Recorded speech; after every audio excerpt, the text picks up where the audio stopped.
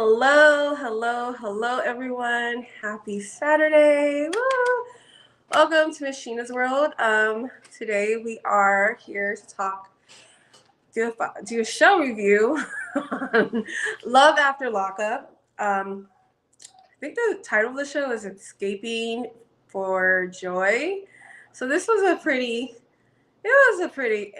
episode, I will say myself, but it had its moments, some good times, some bad times. Um, so let's just kind of jump right into things. The first person we're here to talk today about is Chelsea and Mikey. So if you guys remember from last week, I told you a little bit about Chelsea. She was deaf. In my opinion, I felt she was kind of rude and nasty and just not really that nice to Mikey.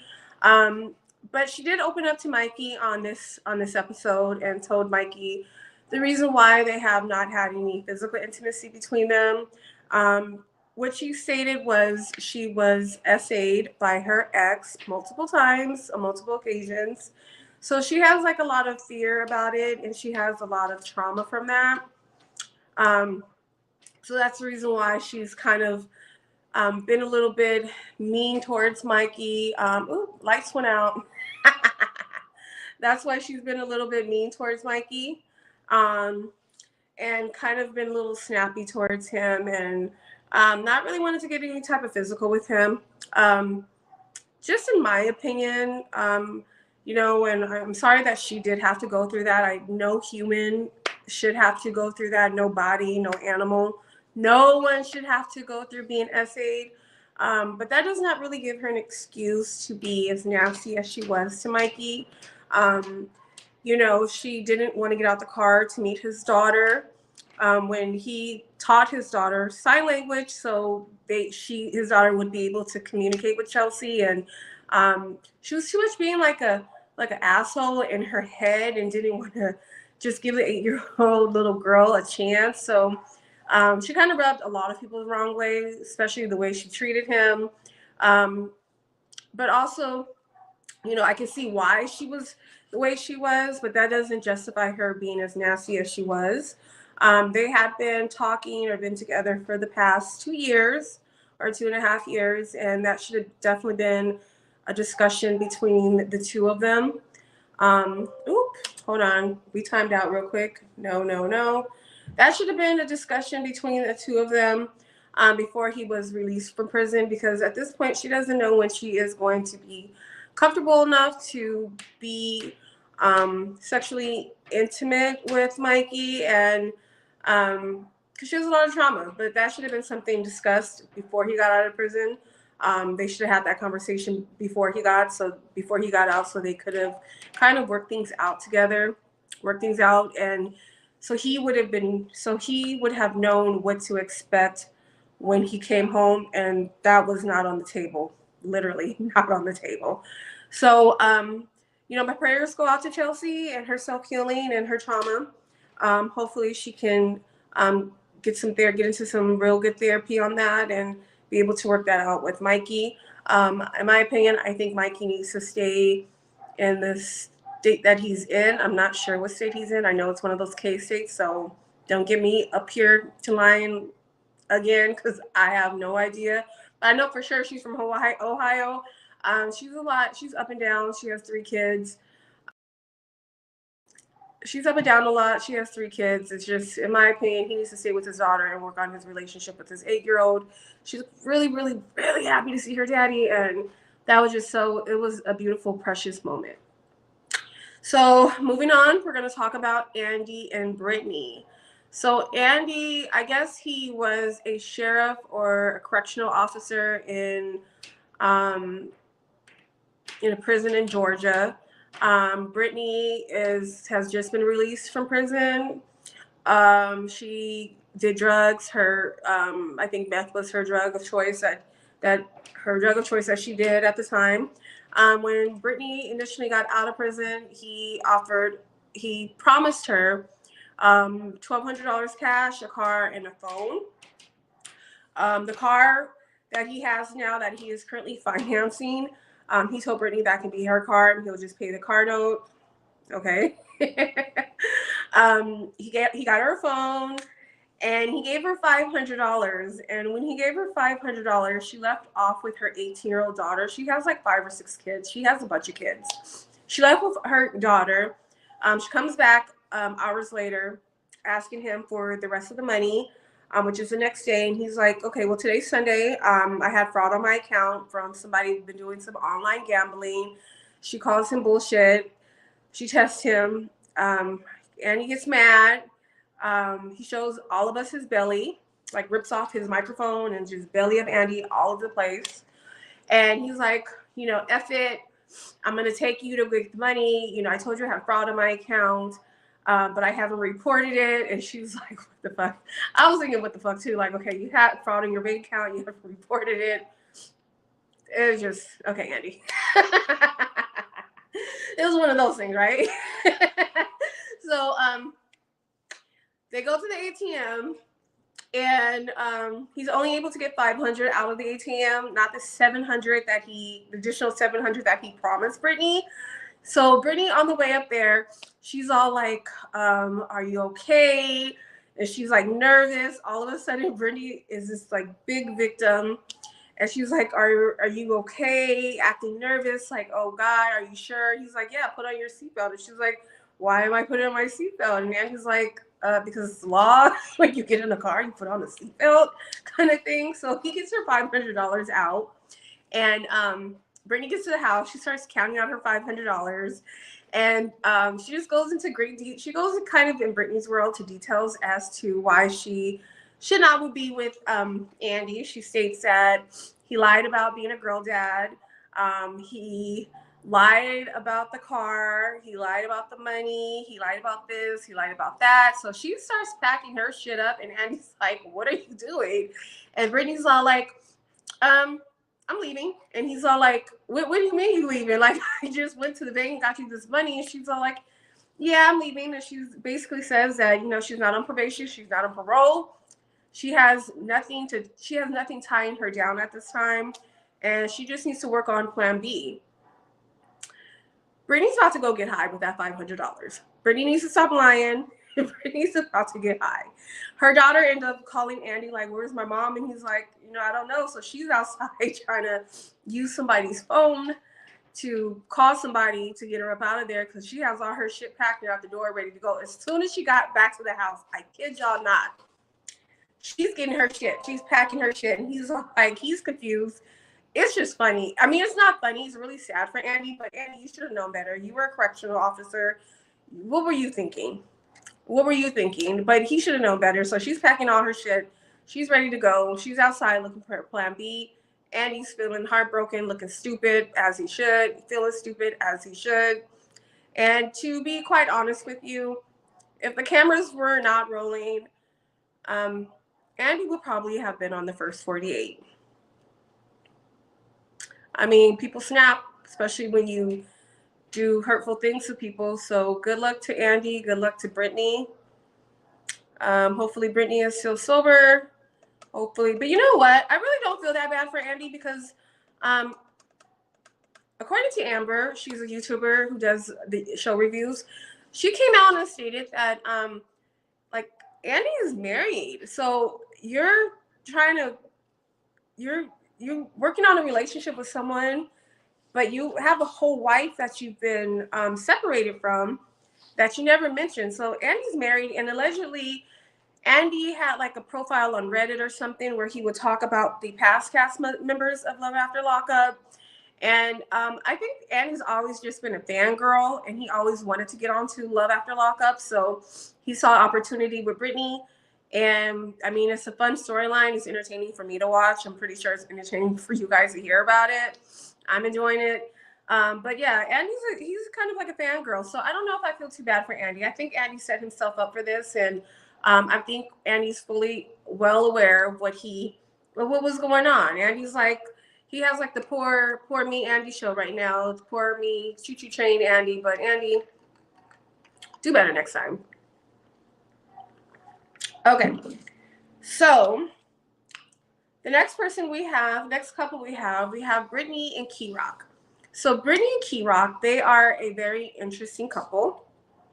Last week I just let you feel you guys in with Brittany and Key Rock. They were in prison together, in a women's prison together. Key Rock was and currently is transitioning from female to male. Key Rock, he was born female, so that's the transition.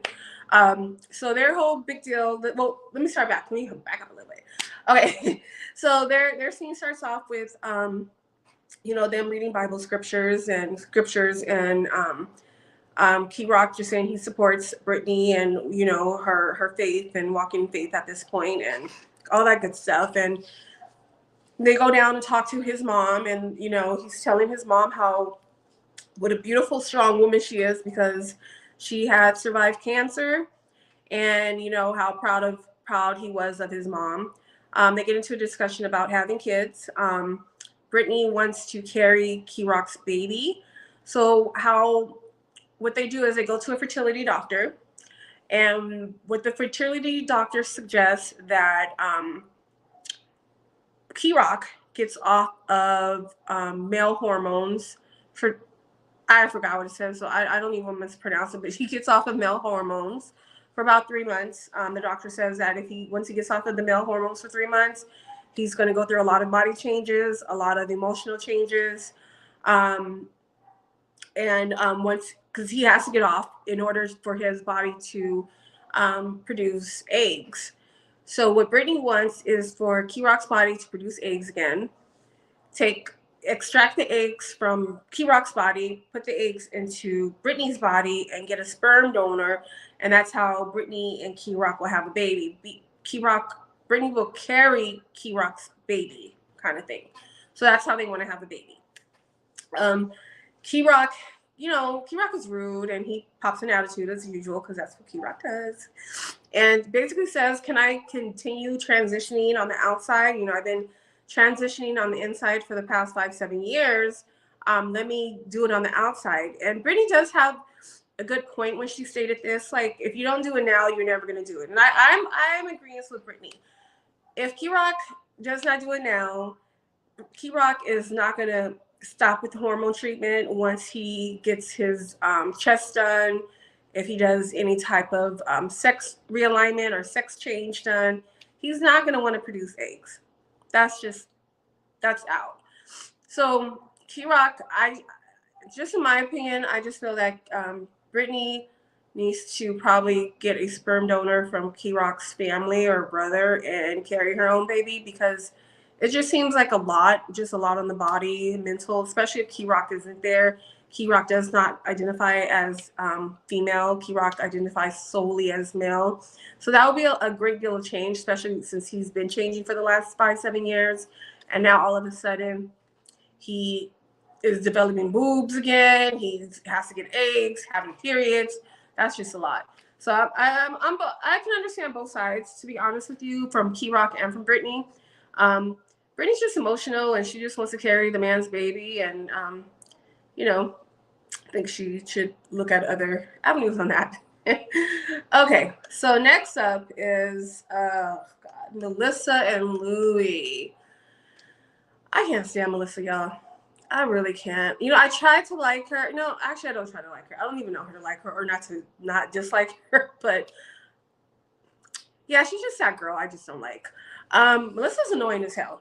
Number one, I guess Louis calls Melissa for little simple things. To Melissa, it's stupid, simple. He should be more independent. To Louis, is like, okay, well, I really don't know anything. I've been away for 10, 11 years.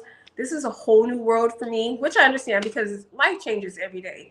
The other day I was at the store. Well, I wasn't online. I was online on social media, and I guess some lady had waved her hand at the Amazon Fresh store, and she was able to pay for her groceries off of her hand. Her hand was scanned or something. That kind of tripped me out. I was like, oh, okay, have fun with that. So I understand where Louis is coming from. There has been a lot of changes. He's been gone for a while. So, Melissa had already agreed to pay for Louis' mouth to get done. I think his dentures are going to cost about $4,500 because she doesn't want to have a grandpa mouth next to her in bed. So she's paying for that. Louis got a job at his friend's pizzeria. working part-time, I guess 3, 4 days out of the week. So in my opinion, Louis is kind of moving in the right direction. He's doing good things. He's, moving forward. To Melissa, this man's been out for a month. To Melissa, he's not doing good enough. He should have a better job. He's went on 2 job interviews that he was not hired at, and she just feels like he should be doing more. Louis in the interim has bought a car that costs $5,500 without Melissa's permission. So she basically flips out on him, calls him idiots, stupids. She just goes ham on him because he didn't ask Melissa for permission to buy a car. But it's like, she's like, he's not moving in a right direction. But in my opinion, I think he is, because I mean, if he was doing what he did to get him in prison and doing that would be going backwards, right? But for Louis to have a small part-time job for being out of prison for a month, and he was in for about 10, 11 years, and now he has a vehicle, he has transportation to go back and forth to work. To me, it looks like he's working on his resume, and he's working to move forward in life and do his thing. But Melissa isn't satisfied with that. She goes to get a massage with one of her girlfriends, and her girlfriend goes into an emotional spasm and basically states that her ex-husband had OD'd because he had a substance abuse problem. And Melissa kind of shitted on her friend too. It was like, she was so desperate and this and that. I think it was her wording, but if I was Melissa's friend, I probably would have been a little offended. She kind of went into not details, but just kind of put her friend down a little bit and said that her and Louis aren't the same, but she is wanting more from Louis. Just in my opinion, I'm just tired of her, and I'm kind of over talking about Louis and Melissa. Next. Okay, so our last and final couple of breaking. The name of the title is, what is it? Breaking Away from Joy, Running from Joy. Oh my God, you guys. Escaping with Joy. So this is Joy Nomi and Red. So Red has been out of prison for 2 days.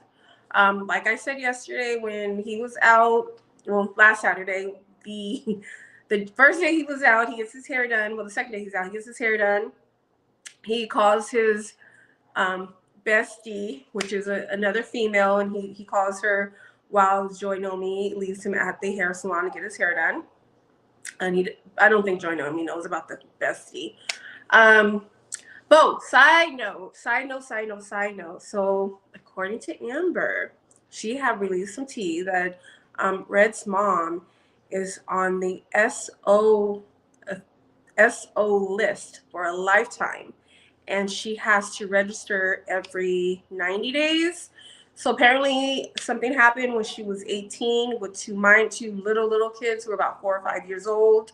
Apparently it was a boy and a girl. Don't have too much detail on that. I don't know, but that's what, according to Amber, has reported. Red's mom had went into her comments and stated that she was going to get her own reality show, and thanked Amber, according to Amber, for making her a millionaire so she can tell her story. And yeah.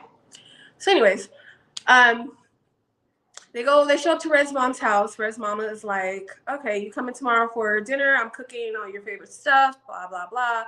Red's like, oh no, we got plans tomorrow. And the mom is like, so what's the plans? You've only been home for 2 days. Well, what can you possibly in this world have planned, And he was like, oh, well, we're moving to, hey.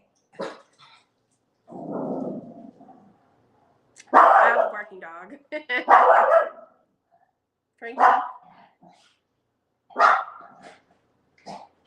Hey, come here.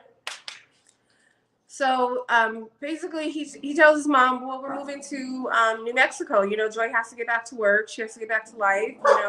I got to be with my wife. I got to meet my son, blah, blah, blah. So the cousins in the house are pissed because, he's been gone for 10 years, and they start flipping over chairs and tables and cussing. The mom's like, that ain't even your wife, and that kid ain't even your son, type of thing. And he's all like, I'm a man now. I have to go and spread my wings. I got to go be with my family. And, Joy Naomi is like, she's getting irritated, and she was like, all we want is really just your support. We'll come, a few times a year back to visit everybody. And, the cousin did make a point. The cousin basically got up and said, who the F is Joy Naomi? We don't know her. You don't even know her. You've only met her one time, and that one time was the day you got out of prison, which is facts, because Joy Naomi never made it down there to meet him, and they were together allegedly for 7 years. And this is, the cousin's like, we don't know her, and you've been gone from the family for X amount of time. We're not saying you have to stay here forever, but at least give us like at least a week or two with you. And Joy, she kind of, in my opinion, overstepped her boundaries, because that's his family that he should talk to and deal with. And she made her little sly remark. So the episode kind of left with the family being pissed with Joy, saying that she's breaking up their family again, and Red and Joy just pretty much leaving and saying, this is what we're doing. So I'm kind of interested to see what's going to happen next week if Red actually leaves with Joy, because from what the YouTube streets are saying is that Red and Joy are no longer together. The YouTube streets are saying that Red and Joy are no longer together, and Red has been seen with other women. So this is pretty interesting to see. And he's been gone for 10 years and away from his family. It's just kind of weird. And especially with Joy, like, you have a son, you have a child. He spent most of his time in the hole. You don't know what his mental state is. And just in my opinion, probably just watching, dating for a distance. And when the time comes, he feels right, then maybe you guys can move together. But especially if you don't really know him, you guys barely talked on the phone. It's just kind of a weird situation. I don't know if it's just for TV, just to be on the show, if this is real, but I'm gonna say this relationship is real, because Red's mom's business came out, and she had to know they was gonna find her business. I mean, that's what people do. They research. They don't have shit else to do. But you know what? A side note, I was looking at Red, his mom, and his sister. They all look like the same person, but with different wigs on. Like, Red has dreads, the mom has some kind of wig, the sister has some kind of wig, but they all got the same face. That shit kind of tripped me out a little bit. Well, you guys, I plan on doing 2 more videos today. I plan on doing The Family Chantel. I think this is the last chapter. And Life After Lockup comes back again December, and they have the new cast, so I can't wait to come back and talk about the new cast. Until then, leave a comment in this comment section. Let me know what you thought about this video. If you'd like for me to do videos like this, more reviews on other shows, let's discuss this together. Come back, leave me a message. Let me know what you like to watch. In the meantime, don't forget to like, share, subscribe, and share this video. Please share this video. And there's a little thing in the corner right there. Just hit the little ding right there, and you will be alerted every time I go live or every time I have a new video up. Thank you guys for sharing your Saturday with me, and have a great day. Bye.